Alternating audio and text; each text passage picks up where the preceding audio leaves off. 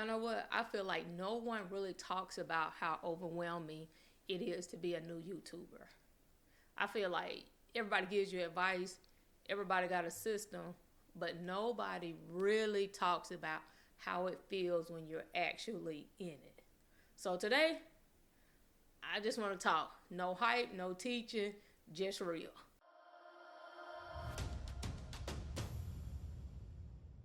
Well, if you are new here, I would like to say welcome to Closet of Kids Convos, Vibes Unleashed. I promise you this channel is literally just conversations. It's real thoughts, it's real struggles, no pretending. All right? And if you're a new YouTuber or thinking about starting, this one is for you. I'm going to be honest with you and tell you, being a new YouTuber is overwhelming because everybody is telling you something different. Some people telling you post every day. Some telling you, no, don't post every day. Post once a week. Some is telling you, hey, focus on shorts. You'll have people telling you, hey, long form is dead, No, long form is king. And the thing is, it's like you're trying to do everything right? And somehow it still feels like you're doing everything wrong. And then you start comparing, not even on purpose, but it's like you just start noticing how people that started after you is passing you. And that part messes with you. And honestly, I'm going to be honest with you and be vulnerable with you. That's what happened with me. So what I want to do is talk about the part that no one wants to admit. That posting a video you work hard on and it underperforms, not because you're chasing fame, but because you cared. So I'm going to be completely honest with you. I started this channel it's definitely been well over a year ago.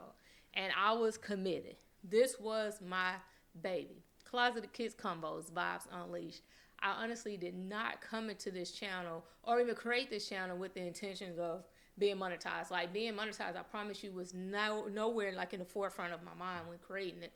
But when you get on YouTube and you start researching and you start posting, you just start doing the things that you feel like that you're supposed to do. That's when you realize, so then you start hearing that word monetization, right? You hear it, and so then it's like, oh yeah, well of course, I want to be monetized. Who wouldn't want to be monetized? But I felt like it was the pressure of the monetization that allowed me to start spiraling in a sense, all right? So it's like, you watch all these different creators. You watch those quote unquote gurus, right, with 500,000 subscribers, 50,000 subscribers, 30,000, just all these, different subscribers that, of course, you want that many, right? So, of course, they got a plan. Of course, what they're doing should work, right? So, they have courses here. Hey, you follow this plan, you follow this program, but everybody tells you something different.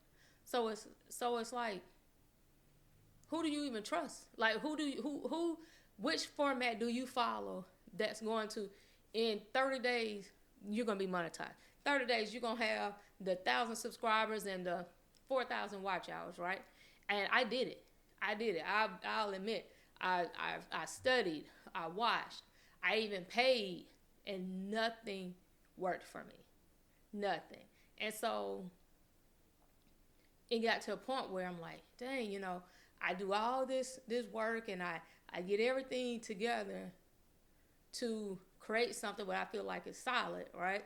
And it underperforms. I may get 5 views on a good day, And then you create something and then you may get 20 views. And I'm like, okay. Maybe it's getting better. And then I may get 100 views. And then the next one I get 2. So it's like, that's like defeating. It's kind of like a slap in the face. It's kind of like, what am I doing all of this for? It's like I'm producing, but I'm underperforming. And then I see people who I kind of started with, like around the same time where, we were all hustling for subscribers and, creating content, different things like that. And I see, and like I said, but I quit though. I'm still here, so I won't say I quit, but I paused for a second. And so I do see where they're doing well. and a lot of them are monetized. So then it had me thinking like, I wonder if I would have kept going, would I be monetized today? And the thing is, I'll never know. But though it was taking such a toll on me mentally, I had to step back. I had to like reevaluate, process. I had to allow myself room for grace. I had to give myself that. I had to, admit that, dang, it was taking a bigger toll on me than I was actually willing to admit. So, but I missed it. I missed here. I missed sitting here. I missed creating content. I think the hardest part about it was trying to figure out a niche. It's like, you got to get your niche. You have to get your niche. And I think I put so much pressure on myself with trying to find a niche, because they say you can't just have a channel. You got to talk about something specific, right? So I forced myself into a category that I don't think I was like really like passionate about. So I think that, that kind of played a part in me, becoming overwhelmed and to the point where I almost like just burn out and just wanted to like just throw in the towel. But anyway, I did get on here to talk about some stuff. So let's talk about the part that no one wants to admit, right? Posting a video you worked hard on and then it underperforms. And the thing is, it's not even because you're chasing fame, but because you actually care. People don't understand that low views don't just hurt your numbers. They make you question your voice, like, am I boring? Like, am I missing something? Like, is this even worth it? Because that's how I got to that point, right? And I got to a point where, to me, it was no longer worth it. So I'm sure, you can look at people's channels now and see where, someone only posted one video, or someone may have only posted like 2 or 3 videos, and then they stop, and you wonder like why people stop, why people quit. I had posted between shorts and videos, I posted well over 100, but I just I just did not perform well. And I think what happened is I allowed people to come in and do that SEO optimization and stuff on my channel, wherein I brought in subscribers that were probably fake, you know what I'm saying? Because the subscribers never translated over to views. And it took me to realize like, that's why like I need organic subscribers. But I don't know what it was, but it wasn't what I wanted. And so that probably was another like thing. So I have this channel, and then I have another channel also called Real Life God and Me, where I'm growing that channel organically. I don't want any help as far as in a sense of outside help.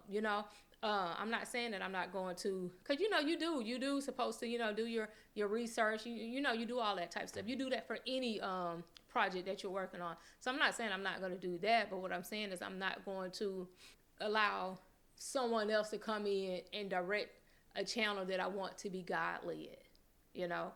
But I just wanted to talk to y'all about any new YouTuber who just started or who's thinking about starting.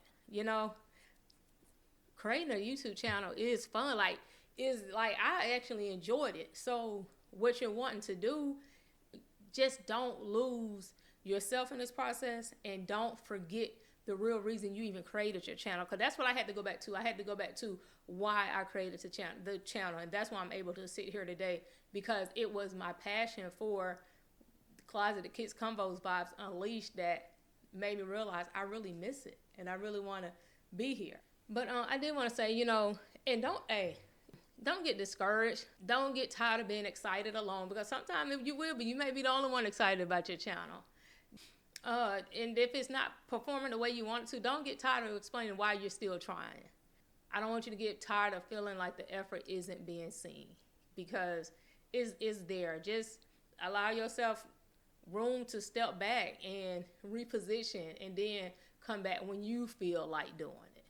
And the thing is, if you're still posting and you're feeling overwhelmed like I did, You still showing up while unsure, still trying while questioning everything. Trust me, you're not failing. You're actually in the process. And maybe the win right now isn't growth. Maybe it's just not quitting. All right, that's what I wanted to tell you. So if it resonated with you, you are in the right place. And like I said, we're just having a conversation over here. And I'll see you in the next one.